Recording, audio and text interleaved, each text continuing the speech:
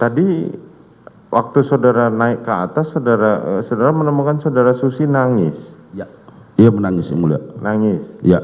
Saudara Putri nggak menangis. Keluar air mata tapi nggak ada suaranya. Ini keluarga kok nangis semua isinya. Itu yang saya lihat yang mulia. Ya kan Joshua nangis, Susi nangis.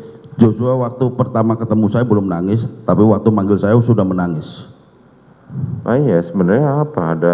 Ada masalah apa dari balik tangisan itu? Awalnya saya tidak tahu mulia. Saudara hanya diceritakan oleh saudara Susi bahwa Joshua sadis sekali, tapi saudara tidak tahu peristiwa apa sebenarnya yang terjadi. Tidak tahu, itu ibu bukan Susi Pak yang ngomong Joshua sadis sekali. Apa?